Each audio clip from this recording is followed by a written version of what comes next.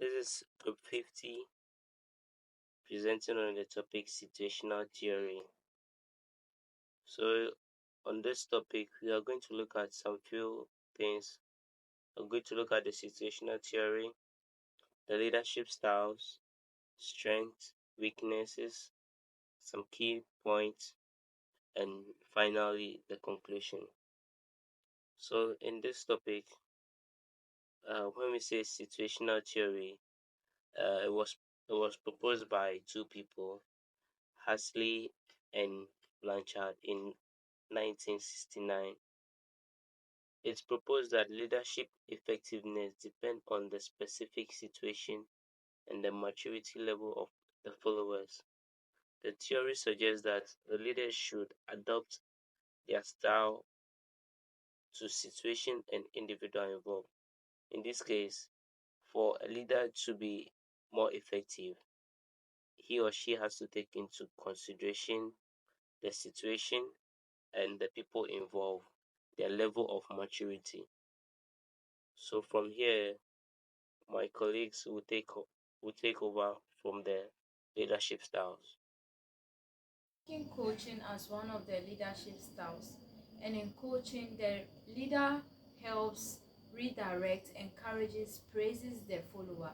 And in this style of leadership, the follower has low self-esteem and high commitment. So the leader has the responsibility of grooming the followers by supporting them, encouraging them, and motivating them so that they can get their confidence and competence back. Thank you. Supporting is with competent team members who have demonstrated their independence. It has a low directive behavior and a high supportive behavior. Directing involves guiding people to a specific aim, goal, or outcome.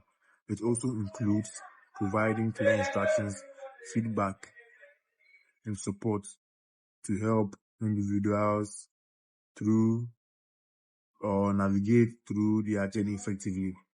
Also, decision making is a process of making a choice out of two or more alternatives.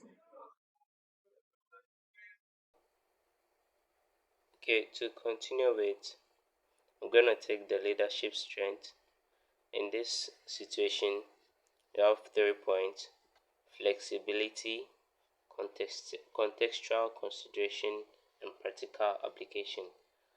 So, taking flexibility, for leader to have a strength or to show that he or she is able to lead, the leader should be flexible in situations, should take into consideration and be flexible to suit the situation in which he or she finds uh, themselves.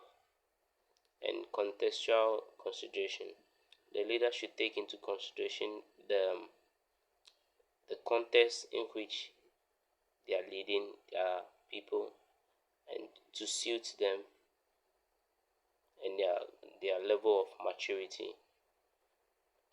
Practical application, the leader should take challenges upon themselves and to use their ability in practical situations. Okay, so I'll be taking over from the leadership strength. Point number one: overemphasis on situation. It may overlook the importance of a leader's personal quality and traits. Number two, lack of clear guidelines. This can be difficult to determine the most appropriate leadership style for a given situation. Point number two, leader-centric. It focuses primarily on the leader's actions, neglecting the role of followers in the leadership process. And the last but not the least, overly simplistic. It does not account for complex situations or diverse followers' needs. To wrap up with my presentation, we're gonna take the key components, which we have two components here. the leader behavior, and the situational factor. We talk about the leader behavior. It's when the leader is able to adjust his or her behavior based on the situation and the followers' maturity. And the situational factor is when that's complexity, agency, and followers' experience. So the leader will be able to guide his followers or to lead his followers based on the task complexity and their experience.